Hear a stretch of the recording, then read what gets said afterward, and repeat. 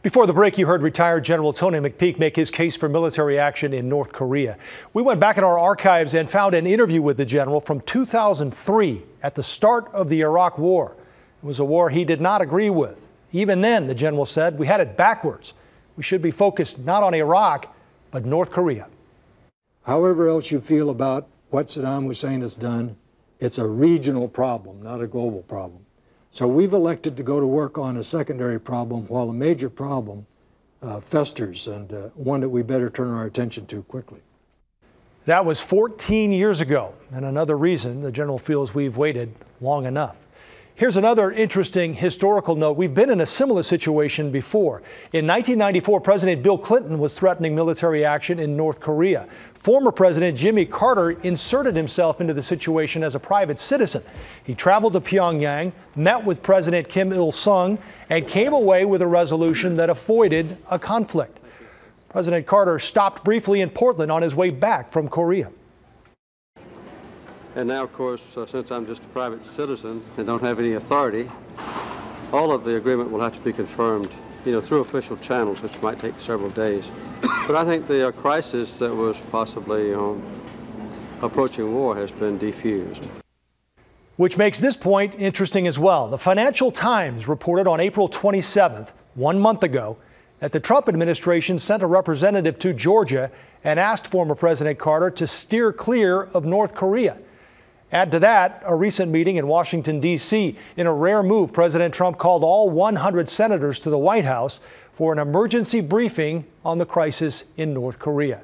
Which brings us to the nation's capital today. Laurel Porter joins us now with that. Laurel? Last week, 60 Democratic members of Congress sent a letter to President Trump about North Korea. They urged him not to use any military force without first getting authorization from Congress. For this show, we sent questions to 10 members of Congress from Oregon and Southwest Washington. Two common themes emerged: consult Congress before taking action and consider the massive damage that South Korea could face if we go to war. Oregon Senator Ron Wyden sits on the powerful Intelligence Committee and knows more classified information about North Korea than perhaps any other member of Congress from the Northwest. There's much he can't say publicly, but he can offer this assessment of Kim Jong-un's long-range missile program. There is no question that Kim very much wants this program. Hardly a week goes by when you don't hear about him testing one thing or another. Despite the very real threat, Wyden doesn't like the idea of issuing a military ultimatum.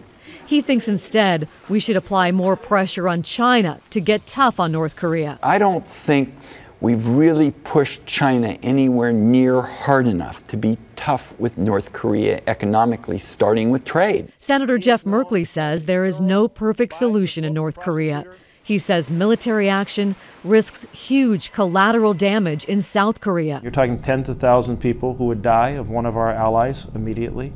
So you have to be a little careful about ultimatums and assuming that there is a risk-free strategy. Like every Democrat who answered our questions, Merkley said the Trump administration needs to be more consistent in its policy. Right now, the administration's message is one day it's about military pressure, the next day it's about Chinese pressure, the next day it's about negotiation. They've talked about all three. You've got to have a coherent, determined strategy. Senator Merkley said North Korea does a good job hiding nuclear weapons, so a preemptive strike would be very difficult to execute. We also got a written statement from Oregon's only Republican Congressman, Greg Walden. He said it's important we pursue both diplomatic solutions in North Korea and defensive military systems.